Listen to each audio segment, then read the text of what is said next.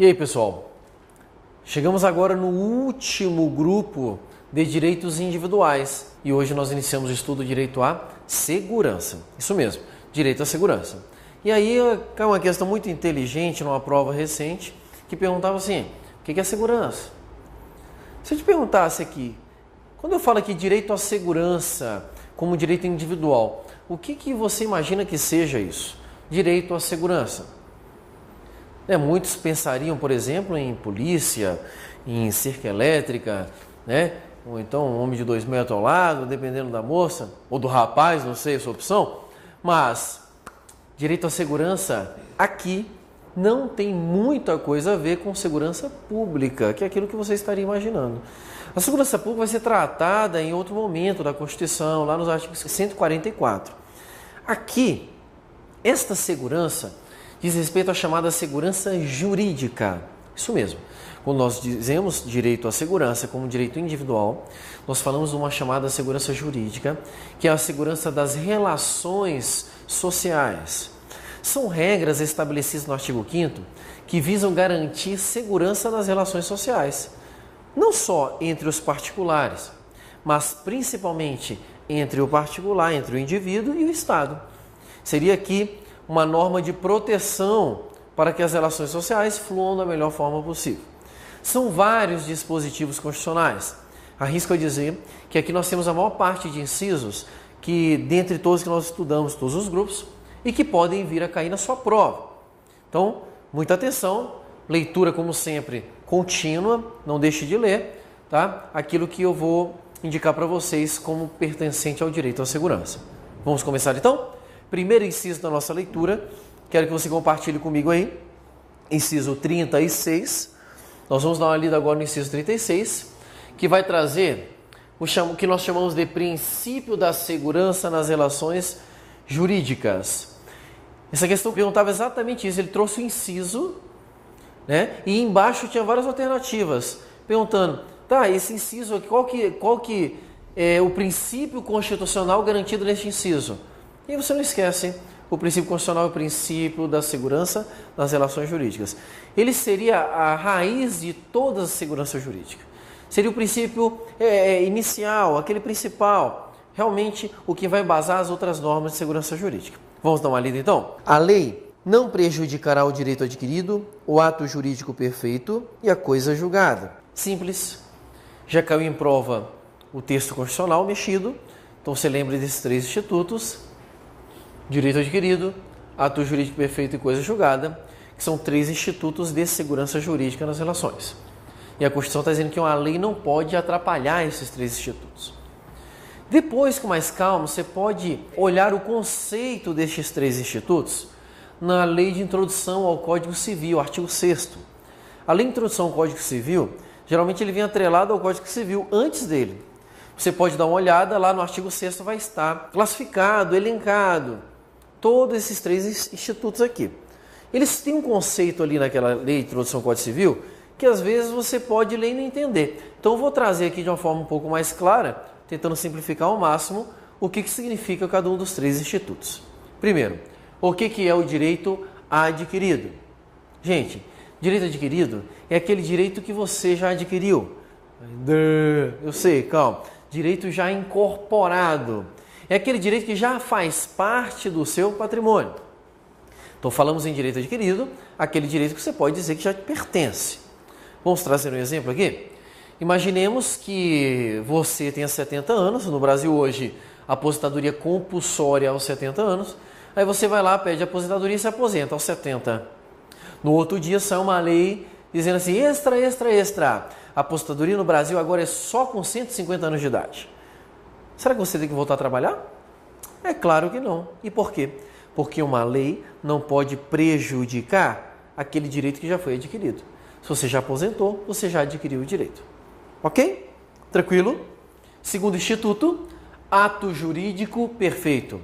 O ato jurídico perfeito é aquele ato jurídico perfeito.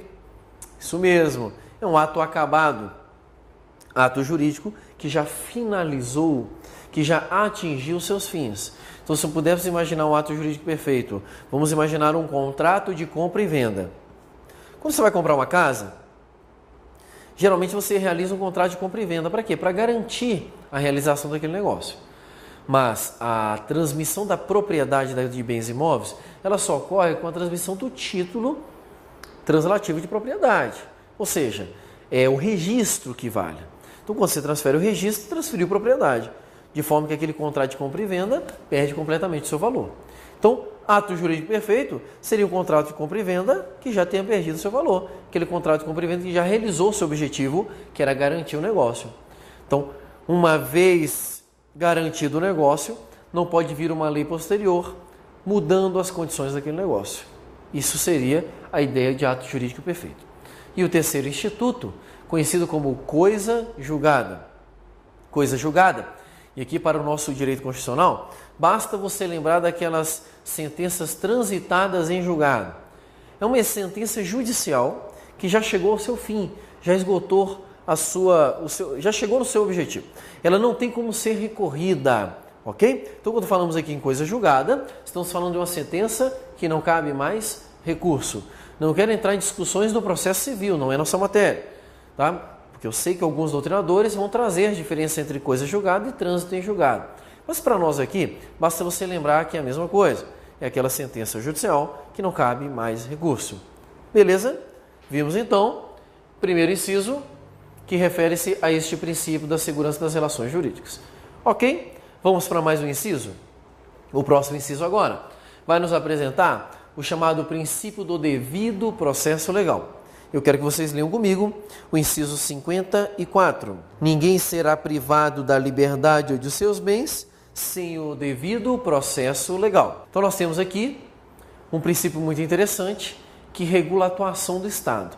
É um dos princípios assim, mais importantes na atuação do Estado diante do particular, exatamente para limitar o seu poder e evitar que ele seja arbitrário.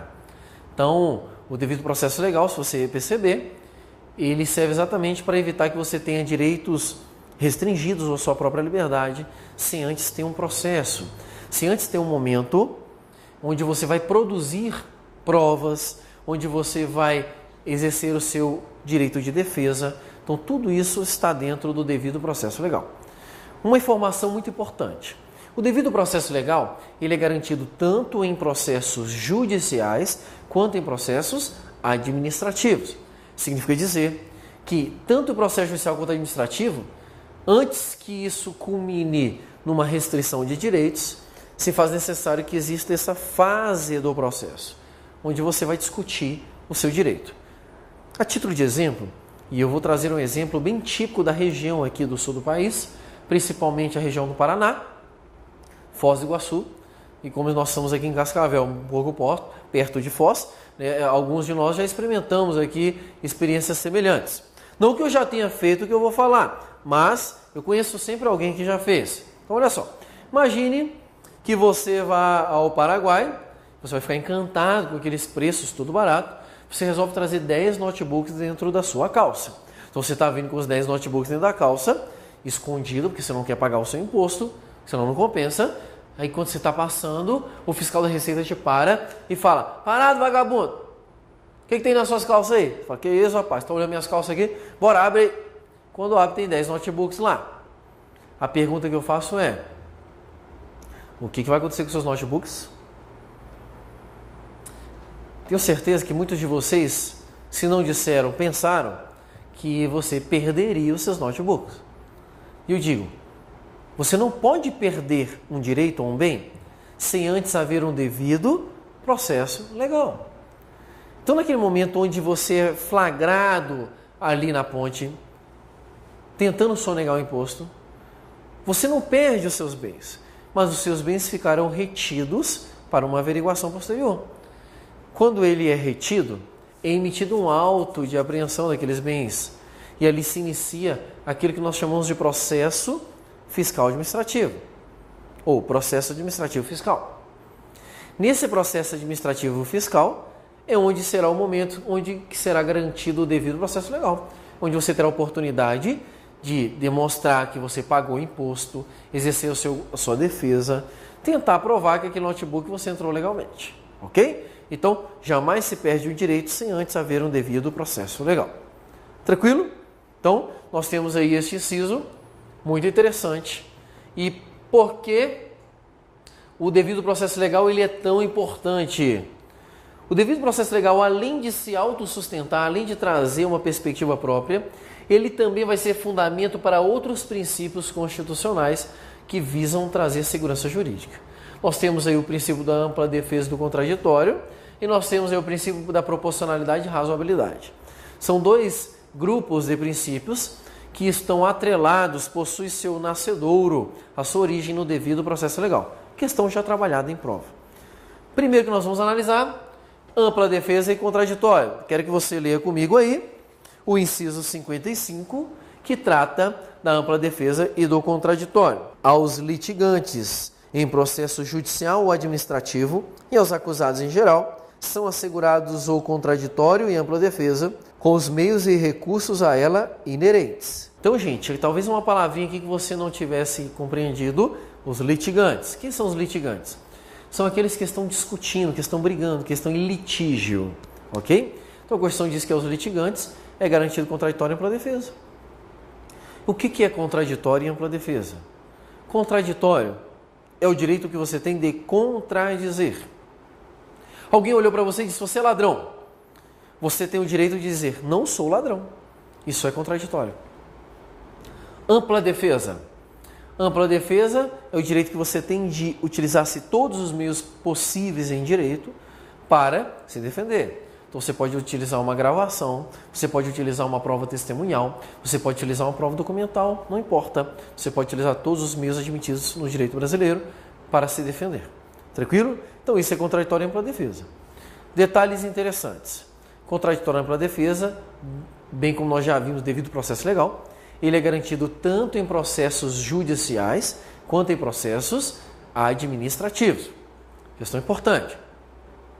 Com uma peculiaridade. Nem todos os processos administrativos vão ter o contraditório e ampla defesa. E essa peculiaridade interessante, porque já foi cobrada em prova. Quais são os processos administrativos em que não existe contraditório e ampla defesa? Listo para vocês agora. Primeiro processo administrativo que não tem contraditório e ampla defesa é o inquérito policial. Isso mesmo. Inquérito policial é um procedimento administrativo que não tem contraditório e ampla defesa. Inquérito policial, ele não tem como fim a punição de uma pessoa. Ele é uma fase do processo perfeitamente dispensável. Você já deve ter estudado esse processo penal, quem já estudou essa matéria. Então, o inquérito da polícia, ele é simplesmente uma fase investigatória que vai embasar a criação do processo pelo Ministério Público. Então, inquérito policial não tem contraditório para defesa. Então, é muito comum as pessoas às vezes reclamarem, eu estou respondendo um inquérito na polícia, mas nem me chamaram, vou pedir nulidade. Não tem nulidade, você não é obrigado a ser chamado. Por quê? Porque você não precisa exercer contraditório para defesa. Tranquilo? Ainda não existe contraditório e ampla defesa nos inquéritos civis. Então, todos os inquéritos civis são investigações de âmbito civil, não possuem contraditório e ampla defesa. E não existe contraditório e ampla defesa numa espécie de sindicância chamada de sindicância investigativa. Quem já estudou direito administrativo já deve ter estudado o procedimento administrativo disciplinar, que é o procedimento para apuração de faltas disciplinares dos agentes públicos, dos servidores públicos. Daqui a uns dias vocês estarão sujeitos a algumas normas que regulam isso. Quem for na esfera federal, lê 8.112 e lá possui regulação do processo administrativo disciplinar. Para se apurar a responsabilidade do servidor, existem vários instrumentos.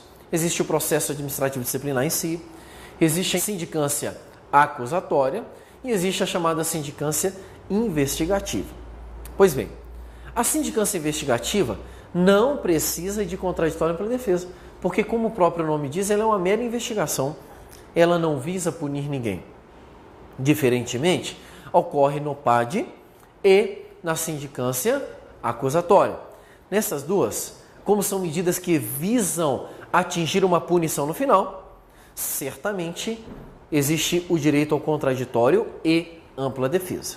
Ok? Aproveito a oportunidade em que estamos tocando nesse tema para falar para vocês da importância da súmula vinculante número 5, que esta eu faço questão de ler com vocês. Súmula vinculante número 5, produzida pelo Supremo Tribunal Federal, que é de leitura obrigatória para concurso público. Já caiu várias vezes em prova, está até um tempo sem cair, mas é sempre uma questão interessante. Olha o que diz a súmula vinculante. A falta de defesa técnica por advogado no processo administrativo disciplinar não ofende a Constituição. A interpretação dessa súmula tem que ter muito cuidado. Por quê? Parece na leitura que não seria necessário defesa em processo administrativo disciplinar. E isso já foi cobrado em prova dessa forma. Tipo, não precisa mais defesa em processo administrativo disciplinar. Mas não é isso que a súmula quer dizer. O que a súmula vinculante número 5 quis dizer é que não precisa que a defesa seja feita por meio de advogado. Ela não tirou o direito de ampla defesa e contraditório. Esse direito permanece. Você tem direito a ampla defesa e contraditório, mas ele não precisa ser por meio de advogado. Ok? Então essa é a melhor interpretação para a súmula vinculante número 5, que já foi cobrada em prova. Tranquilo? Sugiro ainda a leitura de outras súmulas vinculantes, como a súmula vinculante número 3, a súmula vinculante número 14 e a súmula vinculante número 21. São estas súmulas que, de alguma forma, elas possuem alguma informação atrelada ao princípio do contraditório e ampla defesa. Fica a sugestão para que depois vocês leiam em casa. Geralmente essas súmulas vinculantes, quando caem em prova, elas caem a literalidade do seu texto com alguma alteração. Então é só prestar atenção que você não vai errar a questão em prova. Tranquilo? Vimos então ampla defesa e contraditório e agora vamos ver outro princípio que decorre do devido processo legal, que é o princípio da proporcionalidade e razoabilidade. Gente, poderia dizer como tenho feito com os outros incisos. Gente, vamos ler o inciso tal. Mas proporcionalidade e razoabilidade não tem endereço na Constituição Federal. Isso mesmo. Proporcionalidade e razoabilidade são princípios constitucionais implícitos. Isso mesmo. Questão já cobrada em prova. Proporcionalidade e razoabilidade não possui previsão expressa na Constituição, mas decorre da própria interpretação constitucional. Recentemente, uma banca de concurso muito reconhecida trouxe a seguinte questão em prova. Falou assim, Lincoln, proporcionalidade e razoabilidade não está expressamente na Constituição, mas decorre do princípio da... E aí trouxe vários princípios, dentre os princípios, devido ao processo legal. Então, devido ao processo legal, está atrelado como a base, como a raiz da proporcionalidade e razoabilidade. Você fala, Daniel, você explicou, mas eu não sei ainda o que é proporcionalidade e razoabilidade. Muita calma. O que é proporcionalidade e razoabilidade? Alguns autores tratam eles de forma separada, outros autores trabalham como se fosse uma coisa só, né? E para facilitar a sua compreensão, vamos analisá-lo como sendo uma coisa só. Não é relevante essa separação. O contexto de proporcionalidade e razoabilidade tem a ver com a adequação, com a necessidade. É como se fosse uma escala de ponderação para a adoção de medidas. Daniel, entendi nada que você falou.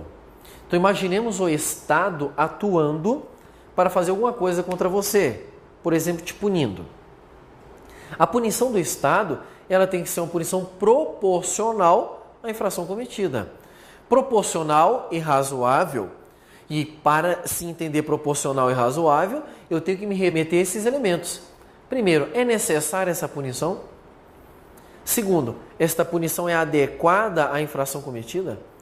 Isso é o que eu digo que seria uma ponderação.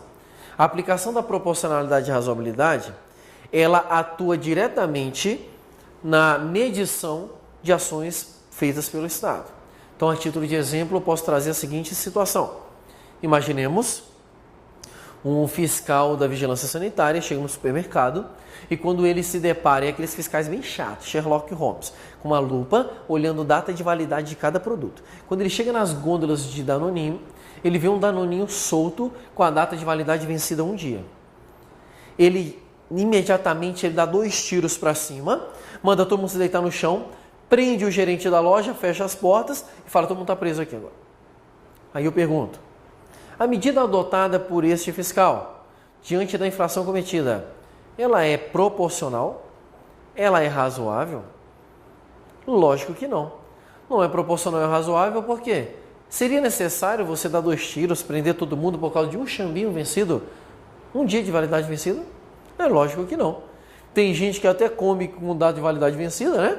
Tem uns colegas meus assim, pão duro, que não quer gastar com um chambinho com a data de validade melhor, vão no dia de promoção lá e pega aquele descontão bom, já com o produto vai vencer no mesmo dia e ainda come uma semana. Então não faz mal não, né? Tem gente que faz isso aí. É razoável você cometer esse tipo de ação por parte do Estado por conta de uma pequena infração? Lógico que não. Então, proporcionalidade e razoabilidade vai atacar exatamente na ponderação dessas medidas. Tranquilo? Mais um princípio interessante. Também decorre, né, desse conceito de segurança jurídica.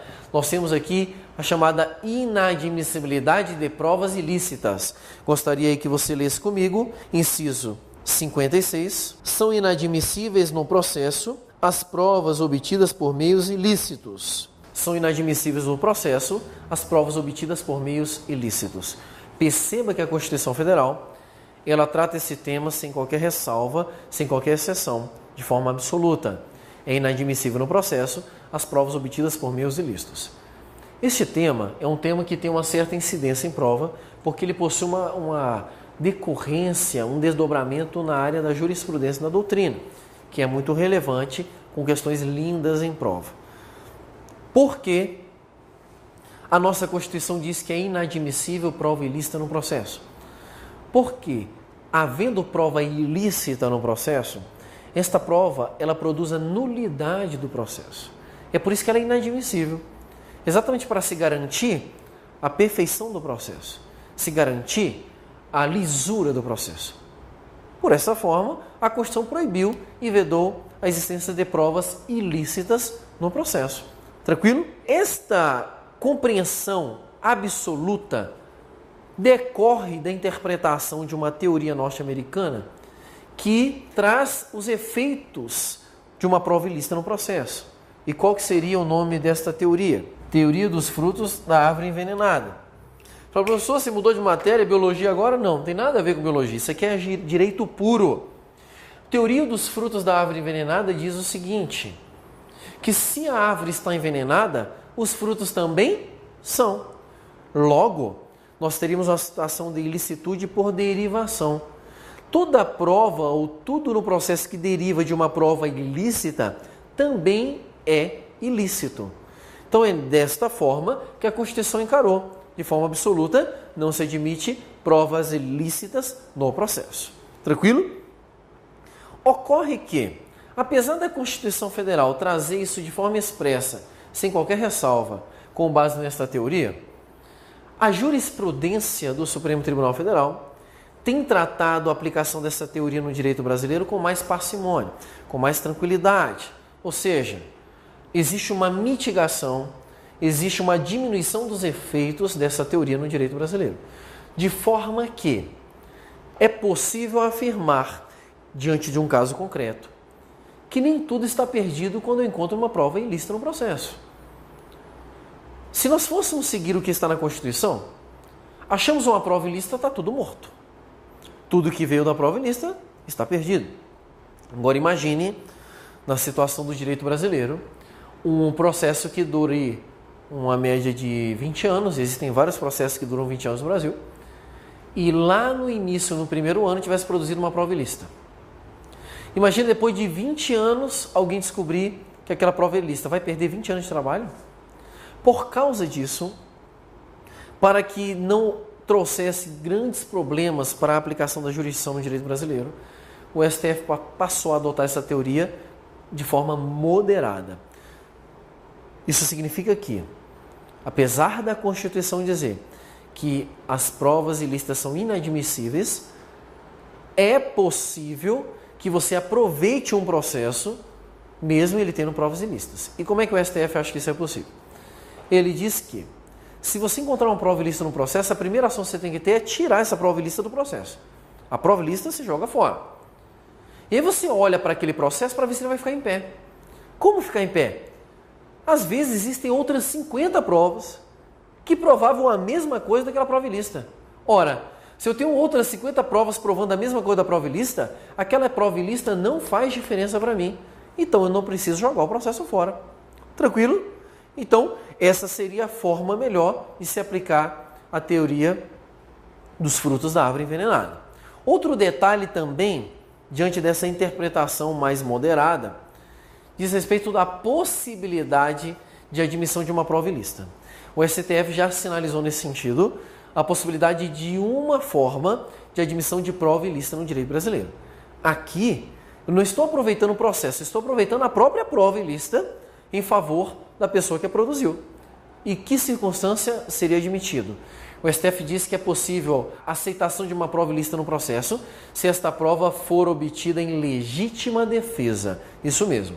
Uma prova produzida em legítima defesa, ainda que ilícita, ela pode ser aceita no processo, sem contaminá-lo, sem torná-lo nulo. Isso já foi fruto de decisão no Supremo Tribunal Federal. Tranquilo? Então nós temos aqui, algumas peculiaridades deste princípio da inadmissibilidade das provas ilícitas. Eu só chamo a sua atenção para um detalhe. A partir de agora nós vamos enfrentar várias questões jurisprudenciais. Então você tem que ter cuidado na sua prova. Cuidado com o quê? Às vezes na sua prova ele vai cobrar o texto da Constituição. Então se cair na tua prova assim, são inadmissíveis no direito brasileiro as provas obtidas por meios ilícitos. Certo ou errado? Ora, certíssimo. E por que certíssimo? Porque isso está escrito na Constituição. Ok? Mas se a banca trouxer uma historinha, criar um contexto diferenciado, e você tem que perceber como concurseiro, tentando te induzir a raciocinar na possibilidade de provas ilícitas, aí você tem que responder segundo a jurisprudência. Então, uma vez que é uma questão assim na prova, você olha, são inadmissíveis em qualquer jeito, de qualquer forma, as provas ilícitas no direito brasileiro. Veja que ele te provocou aqui. Veja que a questão ela provoca você para um conhecimento além do texto constitucional. Porque quando a prova quer saber o que está na Constituição, ou ele diz segundo a Constituição, ou ele repete o que está escrito na Constituição. Mas se a questão da prova quiser saber o que está na jurisprudência e na doutrina, você tem que responder segundo a jurisprudência e a doutrina. Ficou claro? Então, muito cuidado com essa discussão. Inclusive com o nome dessa teoria, teoria dos frutos da árvore envenenada, também já foi cobrado em prova. Beleza? Então aqui a gente encerra mais um princípio de segurança jurídica. Até mais!